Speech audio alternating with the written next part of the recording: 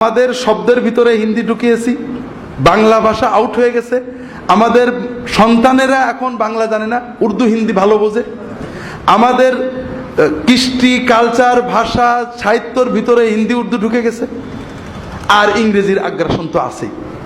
এজন্য আমাদের মাতৃভাষার চর্চা, আমাদের মাতৃভাষাটাকে সত্যিকার অর্থে চর্চা করে আমাদের কথা হবে মাতৃভাষায়, পড়াশুনো মাতৃভাষায়, কিন্তু আমরা অন্য ভাষা জানবো। কথা কি বুঝতে পারছেন?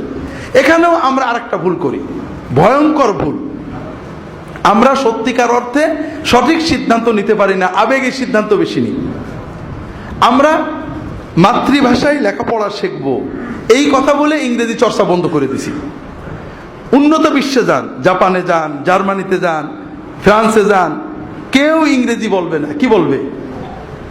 ওদের দেশের ভাষা বলবে, জানলেও বলবে না, জানলেও বলবে না। কিন্তু সকল তথ্য জ্ঞান মাতৃভাষায় জমা করা আছে।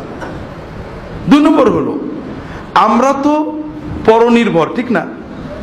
আমাদের মানুষদেরকে তো বিদেশে কাজ করতে হবে, বিদেশে যেতে হবে, বিদেশি কোম্পানির সাথে কাজ করতে হবে। আমরা মাতৃভাষা এর জ্ঞান চর্চা করব, কিন্তু ইংরেজিটা শিখবো। আমরা আরবিও শিখি না, ইংরেজিও শিখি না। বিশ্বাস করেন, রিয়াদে, সৌদি আরবে যত আইটি সেক্টর, যত লেবার সেক্টর নিয়ন্ত্রণ করে ভারতীয়রা। তাদের অন্যান্য সকল পলিসি সরকার তাদের পিছনে পুরো সাপোর্ট দেয়। তাদের শ্রীলঙ্কার অ্যাম্বাসেডর মদিনা বিশ্ববিদ্যালয়ের ফারেক। কি জন্য দেশে? যেন যে কোনো সময় যে কোনো অফিসারের সাথে আরবিতে যে করতে পারে। একজন সৌদি, কুয়েতি, কাতারি অফিসার যত ভালোই ইংরেজি বলে শান্তি পায় না, আর বলতে পারলে খুব ভালো লাগে। কথা বোঝেন না? কাজেই অ্যাম্বাসেডর, ফার্স্ট সেক্রেটারি, অফিসার তারা যখন আরবি বলে তখন আর কোনো ডিপ্লোম্যাটিক নিয়ম থাকে না। যে কোনো সময় বাড়িতে যেতে পারে, যে কোনো প্রবলেমে ফোন করতে পারে, বুঝেছেন? সুবিধাগুলো পায়। আমাদের অফিসাররা কিছুই জানে না, আরবিও জানে না। একজন অফিসার আরব দেশে যাবে, ডিপ্লোম্যাটিক অফিসে, আরবি কিছুই জানে না। আমি তো তাদের সাথে থেকে দেখছি। এই জন্য ডিপ্লোম্যাটিক নিয়মের ভিতরে চিঠি দিয়ে, অনুবাদক দিয়ে তাদেরকে দিতে হয়। কথা বুঝতে পেরেছেন? যে ক্ষেত্রে দেখা যাচ্ছে ফিলিপাইনের অ্যাম্বাসেডর মদিনার ফারেক আরবি জানে, শ্রীলঙ্কার অ্যাম্বাসেডর আরবি জানে, ভারতের কয়েক ডজন অফিসার, ডিপ্লোম্যাটিক অফিসার আরবি জানে, ইংরেজির পাশাপাশি এরা জানে না। যারা কাজ করে হাসপাতালে, নার্স, কেরালা ডাক্তার, অফিসার সব ইন্ডিয়ান। কারণ দুটো জিনিস, ওরা ইংরেজি জানে, আরবি জানে। আর আমরা ইংরেজিও জানি না, আরবিও জানি না। বাঙালি কম্পিউটার সেক্টরে কাজ করবে, পারে না। কম্পিউটার ভালো পারে, কিন্তু কাস্টমারের সাথে কথা বলার মতো ইংরেজি জানে না, মালিকের সাথে কথা বলার মতো ইংরেজি জানে না। যে কারণে আইটি সেক্টর বলেন, আপনার মেডিসিন সেক্টর, মেডিকেল সাইট বলেন, এমনি সাধারণ কর্মক্ষেত্রে বলেন, আমাকে বাংলাদেশি অফিসাররা বলেছেন, ইঞ্জিনিয়ার খুব বড় হাই টেকনিক্যাল কমপ্লেক্সে, যেমন king Khaled city for science and technology, king Abdul Aziz city for science and technology, এখানে বাংলাদেশি ইঞ্জিনিয়াররা কাজ করেন। তারা বলেন যে ইন্ডিয়ান ইঞ্জিনিয়াররা বসের একটু বেশি কাছে চলে যায়। কি জন্য? একটু ভাঙাচুরো আরবি জানে, বস ইংরেজি জানে। কিন্তু আমরা তো আরব দেশের বসদের জানি, যতই ভাঙড়ি চুংড়ি ইংরেজি বলে, আরবি শুনলে মনটা খুশি লাগে। আর ইন্ডিয়ান ইঞ্জিনিয়াররা, হিন্দু ইঞ্জিনিয়ার, কিন্তু আরবি জানে। আরবি কিছু সেলসম্যান ইন্ডিয়া থেকে গেছে, আরবি জানে। তা আমরা যেহেতু আমাদের জনশক্তি ব্যাপক, আমাদের দুইভাবে জনশক্তিকে ব্যবহার করতে, একটা হচ্ছে দেশে আমাদের বাড়াতে হবে, শিল্প কল কারখানা বাড়বে, যেখানে ওরা যাবে বিদেশি বিনিয়োগ আনতে হবে, বিদেশি মালিকদের সাথে কথাবার্তা হবে, লেনদেন হবে। আর একটা হলো আমাদের জনশক্তি বাইরে যাবে। জনশক্তিকে বাইরে যে কাজে লাগানোর জন্য তাদের টেকনিক্যাল কাজ শেখাতে হবে, আমরা শেখাই না। আর তাদেরকে ভাষা শেখাতে হবে। এই জন্য মাতৃভাষার নামে আমরা যতগুলো কাজ করি সব আবেগী, সব দেশ জাতির জন্য ক্ষতিকর। আমার ভাইয়ের রক্তে লাগানো বলে রাত্রে কয়েক কোটি টাকা খরচ করে মিছিল করলাম, দেশ জাতির এতে কোনো উপকার নেই, কিচ্ছু নেই। তবে কিছু মানুষের পকেট ভরা। আমি তো জানি এই প্রোগ্রামগুলো আমাদের বিশ্ববিদ্যালয় বলেন, যেখানেই যে প্রোগ্রাম হয় লাখ লাখ টাকা বাজেট হয়, বাজেটের সব কি মনে করেন ফুল কিনতে যায়?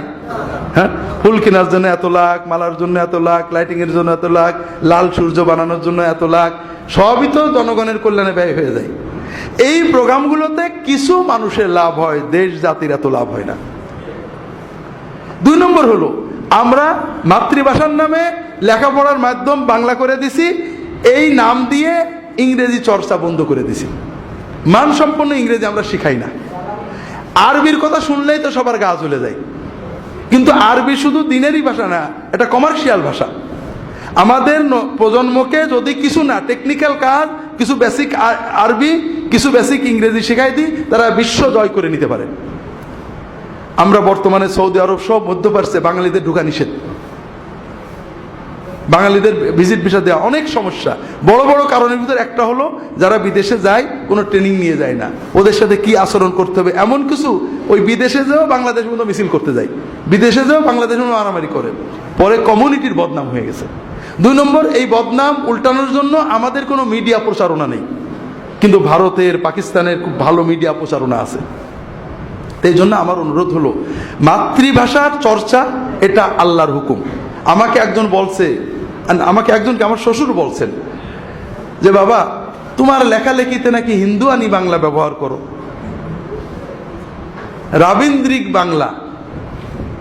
তা বললাম যে, হুজুর বাংলা আমার মাতৃভাষা, আমি এটা হিন্দু, খ্রিস্টান, বৌদ্ধ কাউকে দিতে রাজি না। বাংলার যত শব্দ আছে আমার মাতৃভাষা, আমি কোনো ভাষা বাদ দিই না। ভাষার কোনো ধর্ম নেই, শুধুমাত্র ভাষার ভিতরে যদি শিরিক থাকে সেটা আমি সেই শব্দ ব্যবহার করব না। খুদা ফার্সি না, মুসলমানরা ব্যবহার করেনি, করেছে। এমনকি খুদা শব্দের অর্থটাও ঠিক না। খুদা মানে স্বয়ম্ভু, যেটাকে সংস্কৃত ভাষায় শিব বলা হয়। আল্লাহর কোনো সিফাত আছে নাকি স্বয়ম্ভু? না। তারপরেও খুদাকে ব্যবহার করেছেন মুসলমানরা, করেননি। এই জন্য ভাষার কোনো ধর্ম থাকে না। আমার ধর্ম দ্বারা ভাষাকে ধর্মিত করব। তো এই জন্য আমরা মাতৃভাষার হক আদায় করব, এটা আল্লাহর নিয়ামত। আল্লাহ কোরআনে বলেছেন, অমিন আয়াতিহি ইখতিলাফু ওয়া আলওয়ানিকুম। এই যে এক এক ভাষা আল্লাহ দিয়েছেন, এটা আল্লাহর দেওয়া একটা আয়াত, নিয়ামত। কাজেই আমরা এটার জন্য গৌরবান্বিত। আমাদের দিনের ভাষা আরবি, এরপরেই আমরা মাতৃভাষার চর্চা করব, কিন্তু সেই চর্চাটা হবে ইমোশনাল নয়, রেশনাল। আল্লাহ তাআলা আমাদের তৌফিক দান করুন, আমিন।